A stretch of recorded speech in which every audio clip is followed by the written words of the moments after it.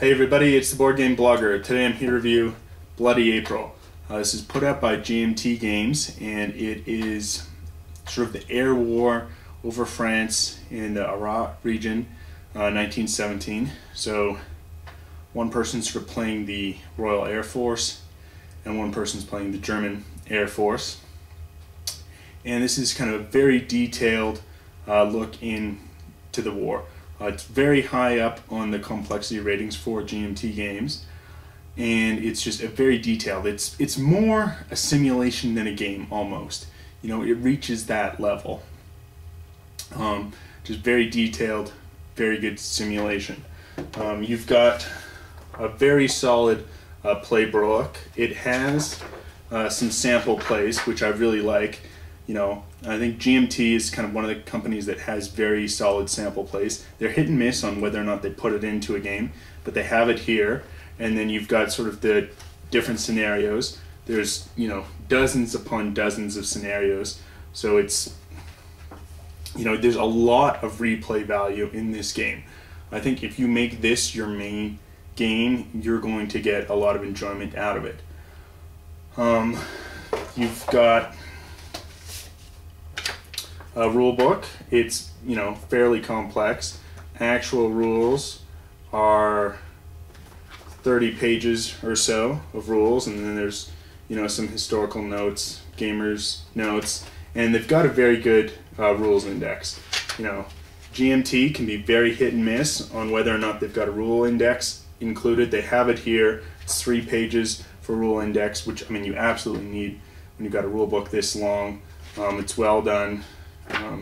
You know, table of contents on the front, and, you know, it's got color and some things highlighted. I think it's a very well done rule book. Very easy to find what you're looking for in the game. Gameplay and turn length can really vary in this game depending on, you know, what scenario you pick. You might be controlling just, you know, 10, 12 planes, or you might be doing like a full sort of, you know, 200 planes type of thing. You've got player aid here. This is sort of the main player aid. There's a couple other ones, and I really wish they had everything on just one sheet and then had it, you know, a couple of them. There's some other player aids here. And it seems like this game is almost, the way they've made the player aids is it's designed for solitaire play, because you've got all these player aids that you would almost lay out on the table to play sort of Vassal online or solitaire. You know, playing this face to face with all these player aids, it's really tough to manage your table space. You know, if they had it in just all one, you know, sheet, or like a little book that you flip through to the different charts, or the, you know, the player aid, I think it'd be much more helpful. Here it's like, okay, which player aid is it? And you're just, you know, you've got them kind of scattered. I mean, it's great, I think, if you're playing solitaire and you can just have them spread out all over the table, or you've got, you know, a real life board set up for, you know, email play. Then, you know, I think that's why they did it. I think that's almost who their target market is. But, you know, and there's just kind of one, like, you know, here's the, you know, a pretty detailed sequence of play, how the sequence goes, but, you know, there's not one for both players. You've got this, you know, how air combat works, not one for both players. This is something where it seems like GMT has designed this for solitaire play or for online, you know, email. And, you know, face-to-face, I think, is a little more, it's not as streamlined as it could be, given the way the player aids are done. You can definitely play this game solitaire. It's a chit activation system, so, you know, perfect for solitaire. Other components are really well done. You've got sort of aircraft cards. You know, these are really solid cards, you know, that have detail, the crew number, you know, your altitude, speed. I'll get into that in a little bit closer, but it's well produced. I think, however, the time investment in this game is you know, it's not a game I'm going to be playing often. I think if this was just sort of the only game I had, or like the system I would devote a lot of time to, I think you can get a lot out of it. But like the game really shines in these, you know, bigger scale scenarios that just take too much time to play, at least too much time to play face to face. All I've played are sort of the smaller scenarios face to face, and there it seems like there's not enough interesting decisions given the amount of time you put into the game. It's so detailed. You know, you've got the different altitudes check, you know, the wind drift, you know, weather is affecting things. And I mean, it's a great simulation, but you know, your decisions that you do aren't that involved on a smaller scenario where you have, you know, not a whole lot of planes. And to me, that's just not worth, you know, my game time. I would rather play a game where there's really much more interesting decisions to make. I don't really play a lot of very battle-focused war games. So, you know, I like a little more of a strategic war game. You know, that's, you know, the whole war, not just a single battle. And I think for people looking for a specific battle to detail this, I mean, it's a great system. It's pretty intuitive. You know, it's a long rule book and it is complex, but once you grasp the rules, the game flows quite smoothly and quite quickly. And so I think there's some very good things about this game, and it's a good system, well designed.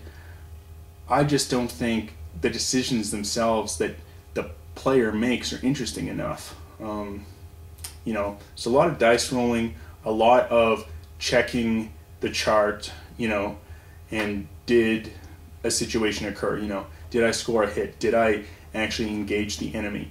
Was my plane detected by enemy ground observers? And this is all sort of just dice rolling, and I mean, that's not that interesting. It's good for the simulation. So really, my decisions are limited to, you know, where I'm flying the plane, you know, the angle of attack I'm making, when to engage, those type of things. And given the time involved on, you know, checking things up on the chart, doing the dice rolls, setting it up, I just don't think for a small scenario, at least, it's worth it.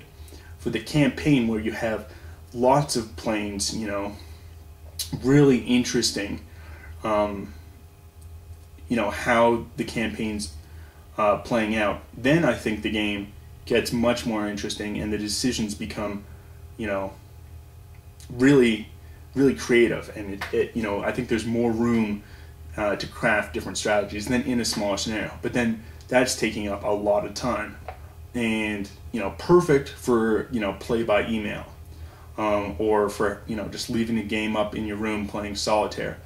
But sitting down face to face, that's going to be tough to do on anything, you know, larger than, you know, a medium scenario, but that's where the game excels the most. So I mean, you're going to have to judge for yourself on whether or not this is the right game for you. I think for some people it's going to be right up their alley. You know, the rules are streamlined, so that it's intuitive and easier to learn. But then there's, you know, other issues involved on just the time aspect. But enough about me talking. Why don't we take a look at the board and sort of how the game works. So sort of here's the board on setup. What we're playing here is the third scenario. It's a sort of a slightly smaller one. Here it is sort of in the rule books. You know, some info about the scenario, sort of what historically happened, the time of day it is, how to roll on the weather chart. You know, we're rolling in March, the ground setup, the taskings of the planes, the order of battle of the units. Here, for the Germans, they could have had another squadron join in. We rolled for that and they weren't available, Yasta 30. So we just have sort of the one main thing. So this is sort of a German log sheet we have set up. We have a dummy unit on a counter A and the actual unit, counter B. We have sort of the planes that's being used. This is the HAB 2s. Here's their card, where we've got sort of more detailed information. We also then have who are piloting the planes, the ammo current, you know, that will decrease as we're firing. And if we zoom in here on the board, we've got both counter A and B here. They've got this question mark on them because they're unidentified. Once they're seen, the enemy, you know, can be aware of what plane they are, have better chance for actually engaging them.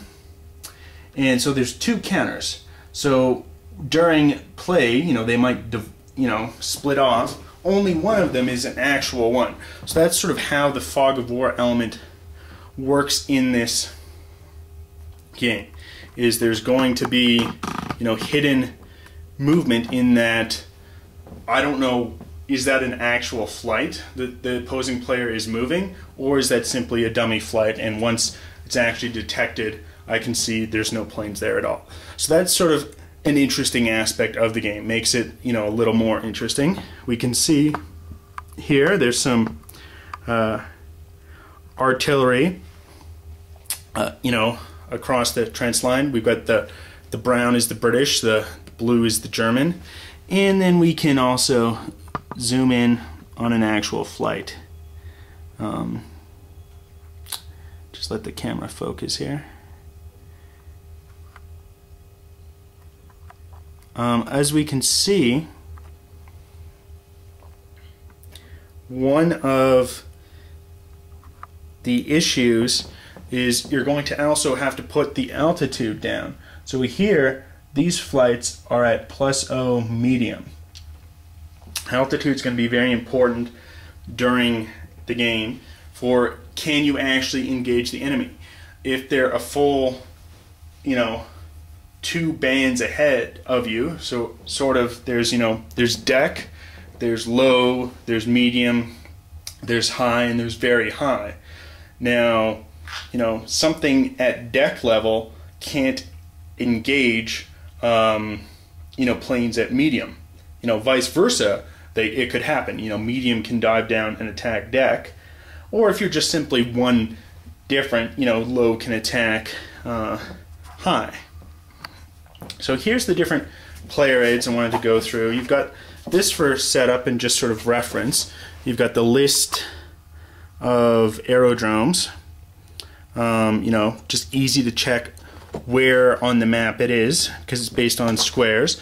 Here's sort of how the system works. If we zoom in, we can see basically left to right is the first 2 numbers, and then up and down are the last 2. So here we've got 2, 3, 2, 5, and then further down, further south is 2, 3, 2, 6. Whereas if you want to head east, you go from 2, 3 to 2, 4, and then to 2, 5. That's sort of just how the system works. It's a good grid system. It's pretty easy to find what you're looking for. You then have sort of the artillery cooperation matrix used in some more advanced scenarios for artillery, as well as photography plates. Are you taking good pictures or not? Useful in certain scenarios. You've got the detection table. Are your ground observers actually detecting things? You've got sort of the sun arc. This is for the advanced rules on are you detecting things, or is the sun sort of blocking your view. You've got a sequence of play. This really should have been at least 2 so that both players could have it. Sort of breaks down how you set up prior to scenario. determining weather. We've already done this in our game here. We've rolled, it was clear, no wind. Wind will affect drift and how the planes occur. Ground planning phase, if there were sort of secret, you can set up hidden artillery. Here in this scenario, there's no hidden artillery. We can see it all sort of just on the board. And then, you know, during this scenario, you check for random events if it's after the second turn. There's weather, which changes every 10 turns. You do the ground detection phase, then movement, tracking, and admin phase. After the scenario, when it's finished, that's when the last German or British flights return to the aerodrome or is destroyed, or when the players simply agree. You can see, okay, do they recover? And then you check the victory conditions. You have a planning map, which is useful for if, you know, you don't want to be looking at the board directly while you're planning your hidden AA. You know, someone could notice, oh, this is the part of the board they're examining. So that's useful for when you're putting on hidden air. What it would show up is, you know, you'd mark it down. You've got sort of the basic weather chart, and then how the weather changes. What's interesting is, you know, some of this stuff isn't actually even on the sheet. So, for instance, determining what planes the Germans use is actually here on the rule book. So there's just, you know, there's so many charts you need to check, and it's not all put together. This is sort of the main one, how things are done. I think they should have had those other charts with this main chart. The main things to see, or sort of the engagement table, when you're seeing, is the plane going, or is there going to be a battle occurring? And you roll 2 dice on the engagement table, and then you affect the modifiers. You know, altitude advantage here comes in quite a bit. You then, once you have a fight, you then move and check the damage table, shot resolution. You know, was there actually a hit? And so on. So initially in this scenario, you're going to have only the British player move until they actually cross the trench lines, and then the Germans will take off. The Germans currently don't have any altitude, so they're going to have to gain altitude quickly in this game. You know, so initially you don't need to do any chit draws. Once the line's crossed, you would do a chit draw. The Germans then decide, do they want to go first, or do they want the British to have the first for the chit draw? You would draw the chit. Here in this scenario, we'd be doing the 2 for the small. The opposite side is 2 for large, depending on how many planes are in the game. So that's sort of just how the chit draw works. The battle can get more complex if you're doing the dogfight rules. On the simple, it's really just you check first on the engagement chart, was there an engagement? Then you check, you know, yes, you've engaged the enemy. You then do sort of shot resolution, and then did you fire anything? And then you check sort of just the damage table.